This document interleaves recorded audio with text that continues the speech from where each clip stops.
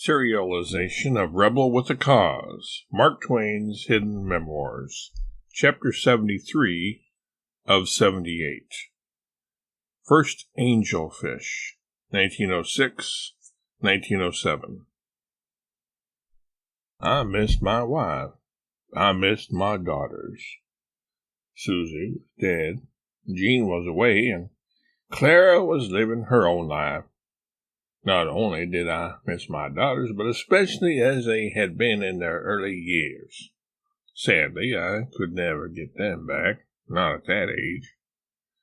And not Susie at all. I had reached the grandpapa stage of life, and what I lacked and what I needed was grandchildren, though I didn't know it at the time.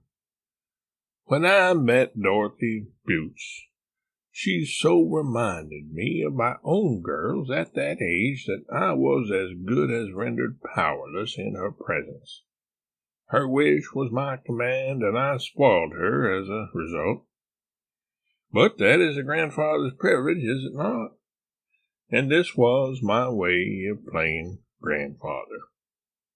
In fact, Dorothy was the first of many surrogate granddaughters that I collected for my aquarium. I eventually called these special girls Angelfish and formed a club with official rules, planned outings, and a clubhouse, the billiards room in Stormfield, once it was built. Although always sweet toward these girls, Clara did not always seem completely happy with my catch. Perhaps she thought I should wait until she should provide me with real grandchildren before I started filling the position of grandfather with other people's children. Maybe that is why she is on the brink of starting her family, so that her child will jump to the head of the procession and receive the attention from me that is currently focused on my angelfish. It is too late for that, though. Editor's notes. Lest moderns suspect some impropriety concerning the visits of these young girls, Twain's angelfish were always accompanied by their mothers when they came calling. Twain's daughter Clara obliquely alluded to the angelfish when she wrote the following. Father took very strong likes and dislikes, but he loved almost all children and had a charming way with them that quickly won their affection in return.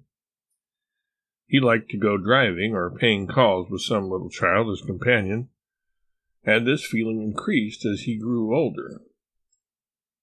In fact, in the last years of his life, the youthful side of his nature lay uppermost, partly perhaps because he found this the best way to crowd out melancholy thoughts.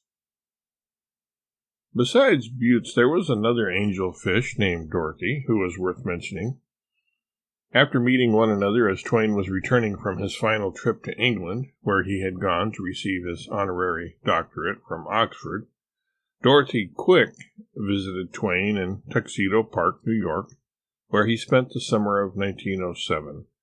H. Rogers and his wife Mary had a home near there, and at other residences subsequent to that. In 1961, Quick wrote the book Mark Twain and Me, about her girlhood friendship with him.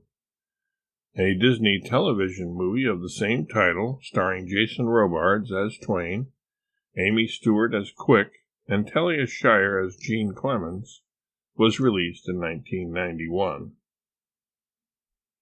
Although many viewed Twain as a bitter old man in his final years, due to the many bereavements he endured, and based on the volcanic ire with which he castigated systems and governments and events around him in various screeds and polemics written during these years, it is enlightening to examine what he said during a speech in the middle of 1907.